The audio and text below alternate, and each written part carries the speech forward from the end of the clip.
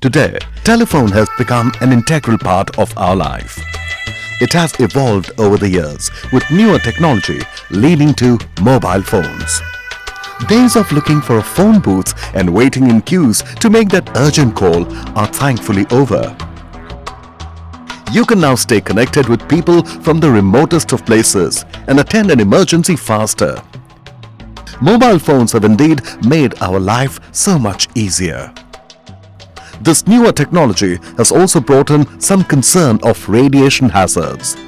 Today, mobile phone users and people living within close range of the mobile phone base stations have become increasingly concerned over the potential harmful effects of radio frequency radiation produced by these devices to their health.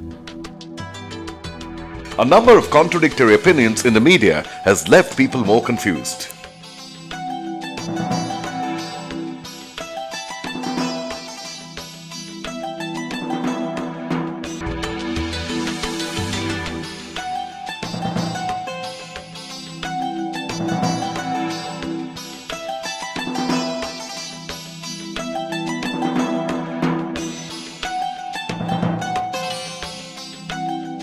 Apart from the mobile phone radiation, we are surrounded by several radiating elements in our daily life like TVs, microwave ovens, radios, remote control. Actually, radiations are everywhere and all around us. Even natural sunlight has ultraviolet rays. Mobile phone base stations transmit and receive calls.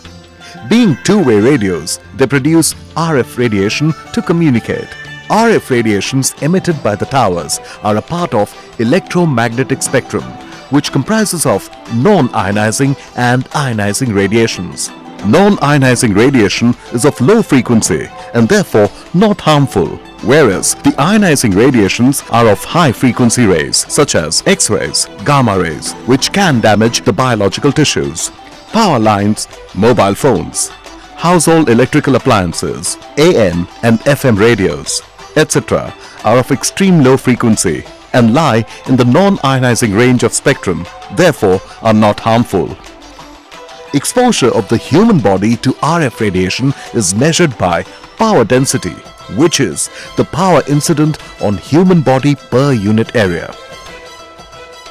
International Commission on Non-Ionizing Radiation Protection or ICNIRP in cooperation with Environmental Health Division of WHO, that is the World Health Organization, set standards for emission levels which are considered to be the safest.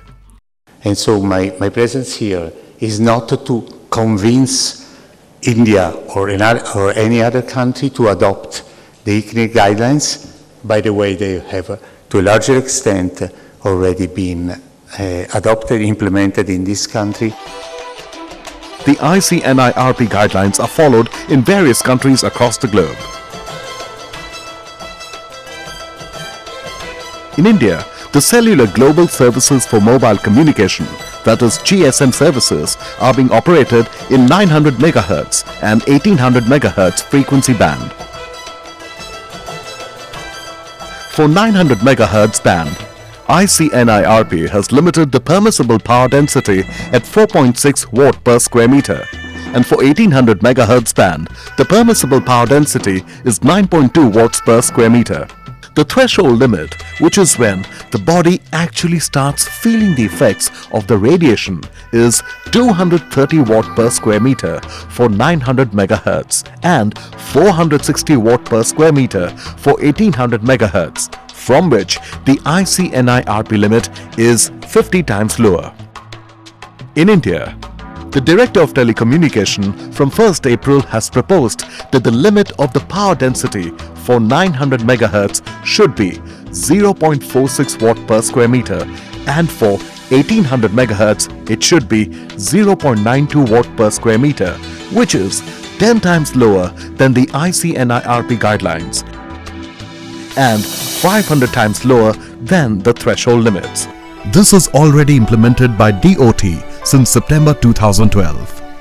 The power density depends on the transmitter's power, antenna design and location, and distance from the antenna. This measurement is used to determine whether a mobile phone operator complies with the safety guidelines. all mobile operators in India are following the permissible level of power density laid down by DOT, which is 10 times safer than that recommended by ICNIRP, and submits the self-certification for each tower for compliance of radiation norms.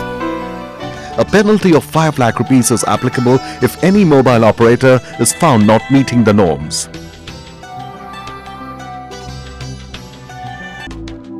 Radiation travels in a straight line. The communication tower mounted on a building faces outwards, and therefore 99% of the radiation emitted from it travels away from the building and only 1% moves downwards towards the building. Radiation is a compound effect of multiple towers at any given point. Therefore, removing a tower will not mean that you are not exposed to radiation. The International Agency for Research on Cancer, IARC, a WHO specialized agency, regularly runs assessment of the carcinogenic hazards or cancer-causing agents posed to human by a variety of agents, mixtures and exposures which are classified as Group 1. Proven to be carcinogenic to humans are alcoholic beverages, asbestos, arsenic, benzene, formaldehyde, ionizing radiations, tobacco chewing and smoking, paint, sunlight, etc. Group 2. Probably carcinogenic to humans are hairdressers, barbers, petroleum refining. Group 3. Insufficient evidence as carcinogenic to humans are coffee, diesel, magnetic fields, dry cleaning, pickled vegetables, styrene. Group 4. Not classifiable electrical fields, chlorinated drinking water, hair coloring, fluorescent lighting, acrylic acid. To lower the standards for the antennas and towers, I have not seen any scientific evidence to lower these standards. Just 2 weeks ago, I was at a meeting in Rajasthan, in Jaipur, and the same issues were raised, and people were asking me questions about the safety of TV towers and antennas. I just asked the audience that how many people are willing to forego the use of cell phones.